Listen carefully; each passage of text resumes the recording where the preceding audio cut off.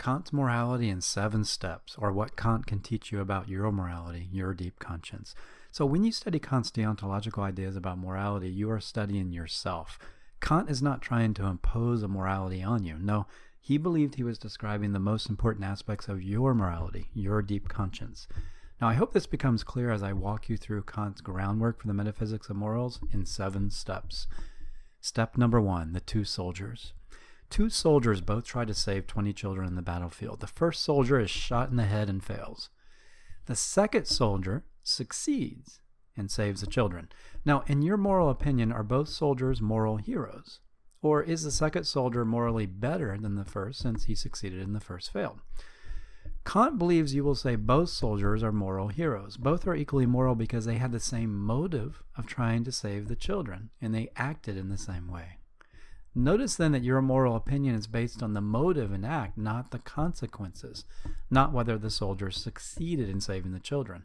And this, of course, is a problem for utilitarianism. So your moral opinion is not based on utilitarianism here, it's based on motive, it seems.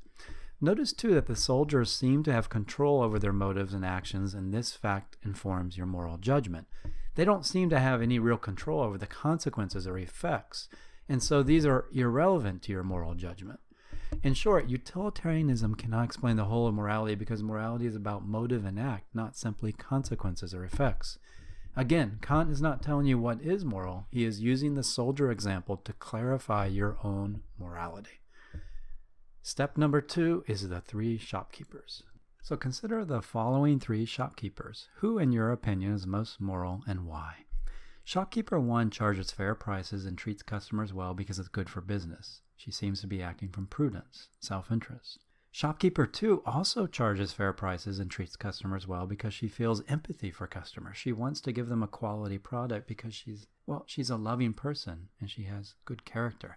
It doesn't even cross her mind to cheat the customer. Shopkeeper 3 also charges fair prices and treats customers well because it's the right thing to do. She feels it's her moral duty.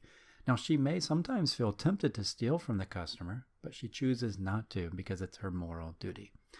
As you think about these 3 shopkeepers, notice all 3 perform the same acts, but they act from different motives.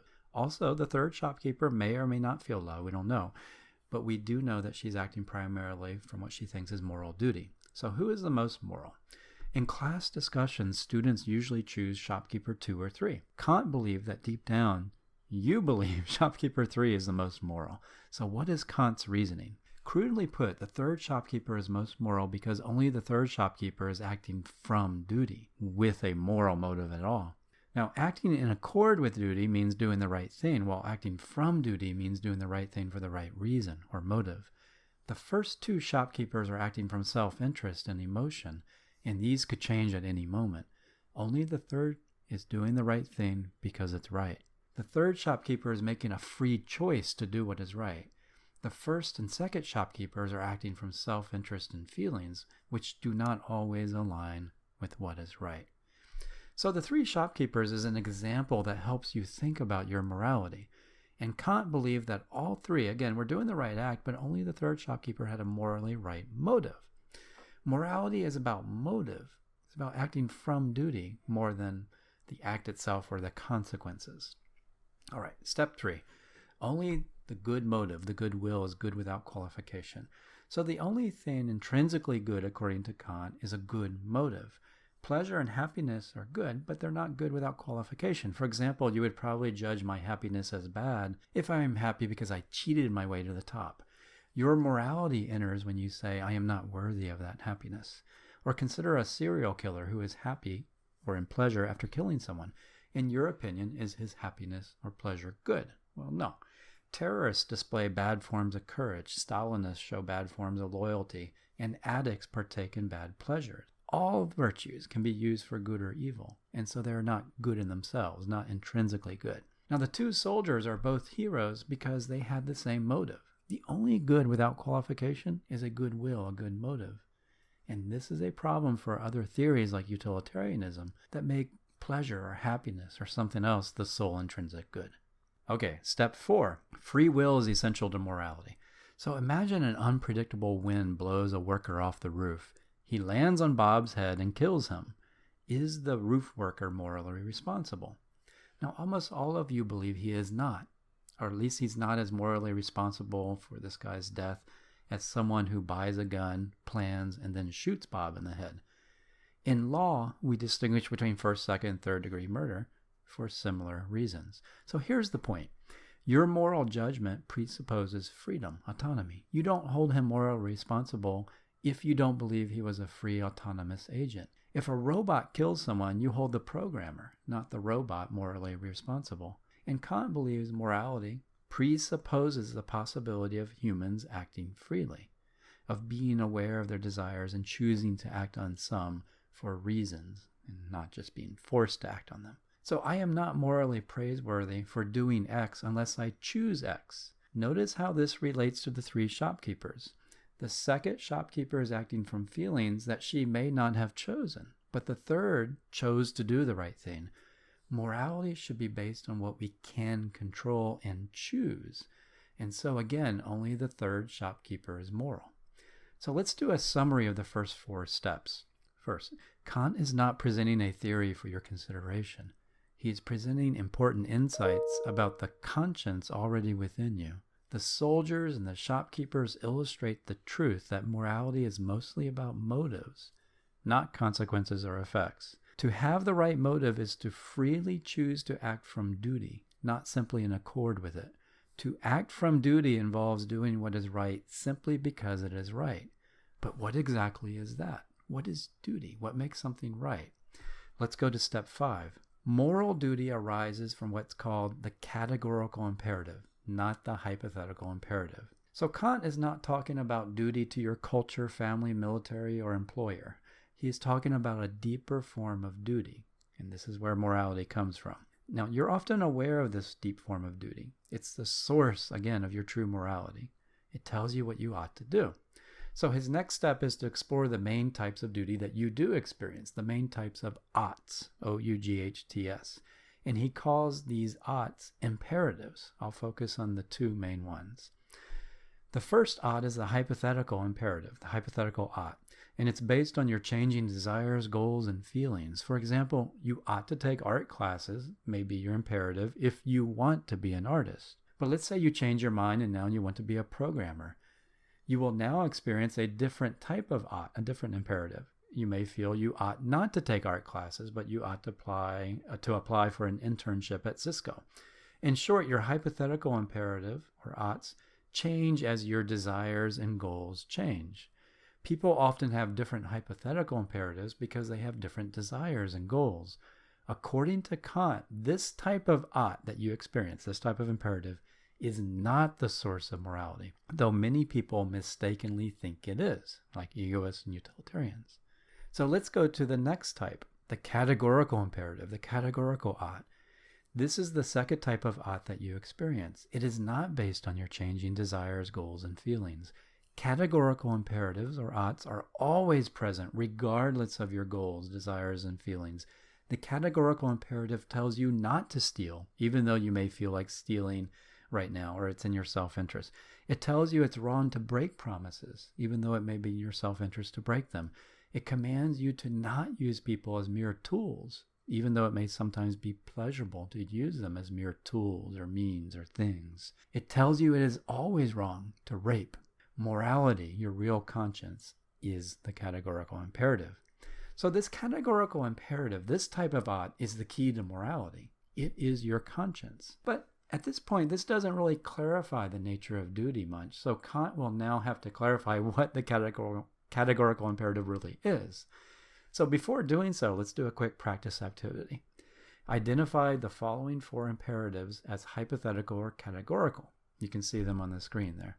Only the third is a categorical imperative. The first is not moral or categorical because it's based on maximizing self-interest. It's based on what you want to do for yourself right now.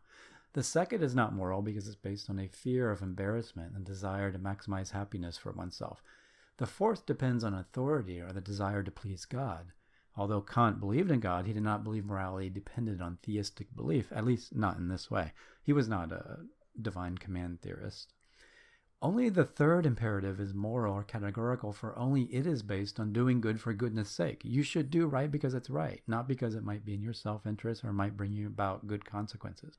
Okay, so acting from duty is following the categorical imperative, and we have an intuition of what that is. Step 6 will get us deeper into this and clarify it. Step 6 is about real duty. Kant believes that your conscience, the categorical imperative, is reducible to more than one rule, but he also believes these rules are equivalent because they lead to the same duties. Let's start with this simpler second formulation, which is this: never treat a person merely as a means to an end.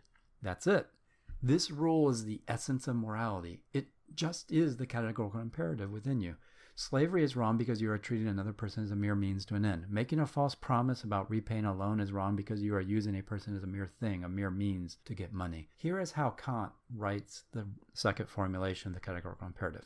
Act so that you treat humanity, whether in your own person or that of another, always as an end and never merely as a means. Now, people often misunderstand this formulation because we frequently treat people as means to ends. For example, I went to the grocery store and treated the clerk as a means or a tool to check out. I went to the barber yesterday and treated him as a means or a tool to get a haircut. Indeed, we often treat people as means.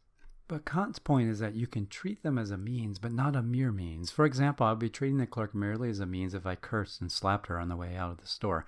I'll be treating the barber merely as a means if I attempted to enslave him to get free haircuts for life. According to Kant, these acts are wrong not because I am treating them as a means to an end, but because I am treating them merely as a means to an end. I'm treating them as things or tools. And so it's pretty simple. Morality is about seeing and treating all people as ends, not mere means, not mere things to ends.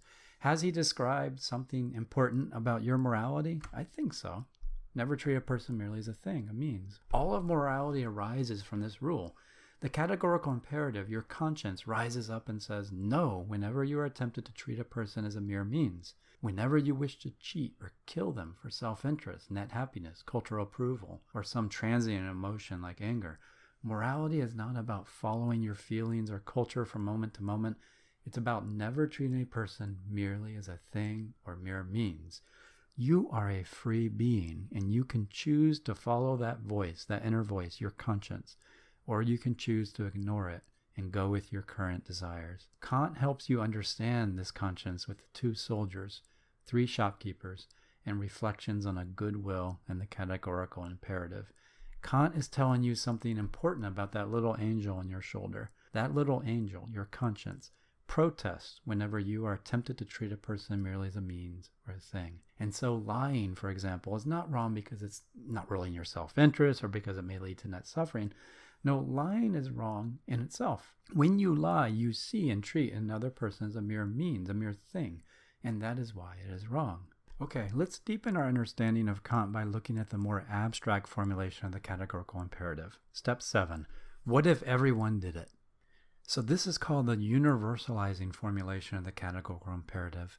Kant defines it in this way: act only on that maxim that you can at the same time will that it become a universal law. Now I know that's probably not very clear. So here's a simple interpretation of this formulation. Whenever you are about to do something, your rational side subconsciously asks, what if everyone did this? For example, your universalizing conscience ask, what if everyone made false promises when it was in their self-interest?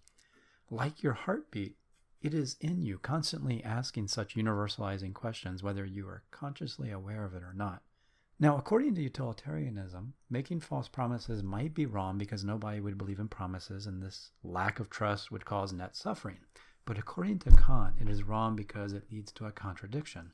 The contradiction is this: I want you to believe my promise because I want the money, but I also want nobody to believe in promises because my universalizing side infers that nobody would believe in promises if everyone acted as I did in this case. So I am divided because my appetite wants you to believe while my universalizing side wants nobody to believe. The universalizing side is the source of my conscience. So let's use a typical textbook approach to better understand the universalizing formulation of the categorical imperative. Here are the procedures you can use to test whether an act is right or wrong. Let's say I promise to repay a $500,000 loan, but I do not really intend to repay it. So step one is to state the maxim or rule that I would be following. Now Kant uses maxim to name the rule I would follow in this situation.